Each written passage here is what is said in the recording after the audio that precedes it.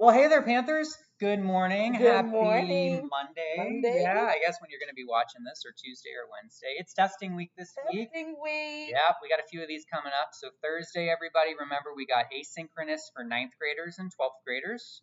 And then 10th graders are coming here to take the U Science test. 11th graders are going to be here for PSAT. Thank you to everyone who helped out with digital readiness. And be on the lookout for the students who still need to do that on Tuesday. We're going to be doing that, so be on the lookout for that. This week we're talking about starting class. Starting class. We're talking about the idea of the strong start, right? That's what we're calling it. That's kind of our theme, our tone for this next few weeks. Ms. Wilkerson, tell me a little bit about the strong start. Why do strong starts matter in our classrooms? Well, before we get there, let's first, we want to do research-based practices. True. So we're using the Teach Like a Champion. Doug Lemov is an excellent scholar who's looked at a lot of meta-analysis on classrooms. And so we want to make sure we're giving you best practices that are data-driven and have been tested and worked. So again, strong starts, why do they matter?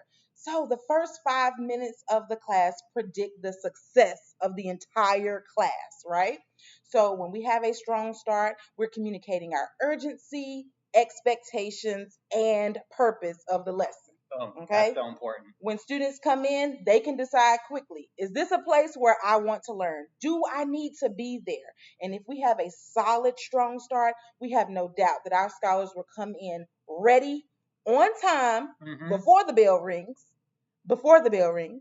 They're in there and they're ready to learn. Right. Again, lost time at the start is lost momentum the entire lesson. Right. So we want to make sure they're in there and we're setting the stage. Right. Can you remember, I remember when I was in the classroom, it was some of those days where I felt like if we didn't get started immediately, it's like I never really got them going. Right. Because they were walking in with energy. Yeah. And I could capitalize on that energy when they were getting going. Right. Yeah, absolutely. And we have their stuff, they're ready for them to get going. They don't have to guess that, hey, we're starting class today.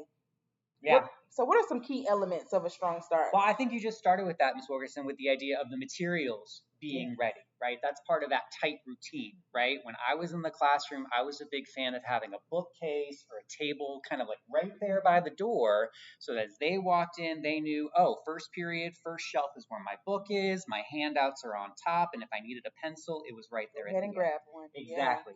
They were walking into the room with materials, ready to go, and then they looked at the board and they could see exactly what they needed to do to get started. I'm in the hallway greeting. Yeah. I'm in the hallway doing the vibe check and making sure everybody's good. Maybe having that quick little reminder. Yeah, hey, remember last class we had kind of a bad one, so let's make it a better one today.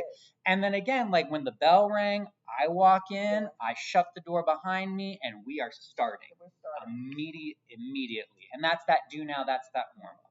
And those warm ups can be different for day to day, right? We can think about like with the purpose of the lesson. Some days the warm up would be reading, some days it'd be grammar, some days it'd be a quick EOC problem up on the board, kind of thinking about what I needed to do.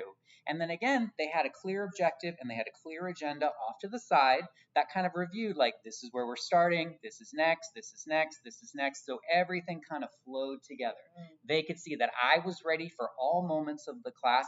I was a clear presence who was prepared. My preparation let them know that they could kind of relax a little bit and focus on the learning because they knew that I was there to kind of support that for them.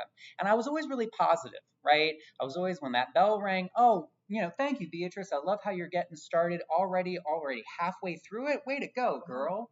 Yeah, right? We haven't even started. 1 minute in, she's already going. Love that about you. And again, kind of making sure, hey, I love how we all have our phones away as we're starting class. Let's finish up if we need to, put them in our bags. Again, really keeping that positive tone so I can keep that positive momentum going throughout the whole class, right? Absolutely. It's tough to do it all year. Tough. Right? But we can do it. But we can do it. We can do it all year.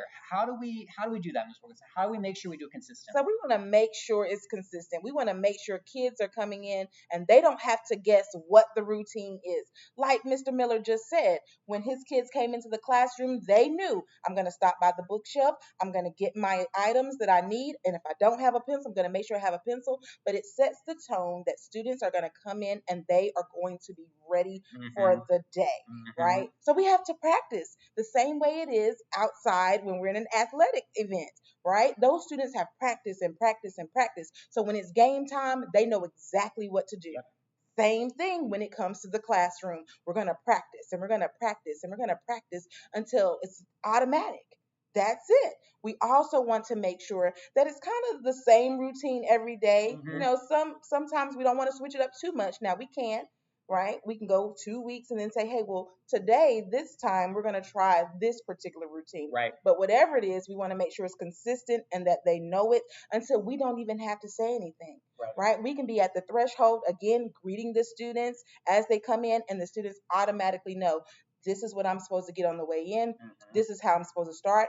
I remember to check the board for my essential things to do for the day and then keep it rolling, keep it rolling. And again, that biggest thing is narrating the positive. Let the students know that we're in this together. This is our learning environment.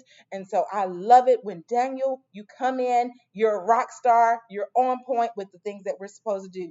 Thank you for being a model student for all of the other students. Bingo. So that's how we do that. And again, no need for speed with it. Just, hey, they know what to do.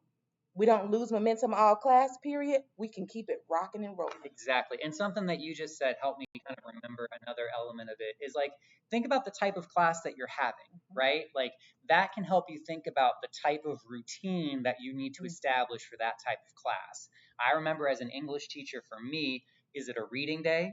Mhm. Is it a writing day? Is it a testing or assessment day? Yeah. Or is it a feedback day? Like, those were kind of my big kind of lesson types that I had. And that helped me think about what was the routine that I needed for that day, you know? And then also, everyone, think about with that classroom setup that we were talking about, how you can mitigate some of the barriers for students to get started faster. I know that we all want them to be organized. We want them to have a clean notebook. We want them to have a backpack with what they need. But sometimes they don't have it. Sometimes they don't. Sometimes if we can provide that for them, if we can keep those folders and those things to keep them organized, that can help them get started It faster lets too. them know that we're still in partnership here. Exactly. You don't have your stuff, it's okay. I have it for you. We can still get to work. I'm your partner here. That's right. I'm your support here. Yes. How we close this whole out for us? All right. So it's not about being strict or anything like that. It's about having a clear and consistent routine. Every minute matters. Remember, we're teaching bell to bell. Yep. And that starts with a strong start. So again, we have to do this together. We have to do this together. It's setting up a culture for us that when students enter this building, they are here and ready to learn excellence every day in every way. Right, exactly. And everyone, this is going to be kind of our focus for the next few weeks as we're doing some pop-in observations. You're going to hear more about this at the faculty meeting next week about strong starts and their importance. Down below, everyone, we've got some resources from Teach Like a Champion and a few other toolkits related to strong start. And if you ever want to just sit down with either Miss Wilkerson or I to kind of explore these ideas together, we're happy to do that as well. Yes. We hope you have a great week, Dudley High School. We're looking forward to getting through PSAT on Thursday, and we'll see you around the building. See y'all. Have a good week, y'all.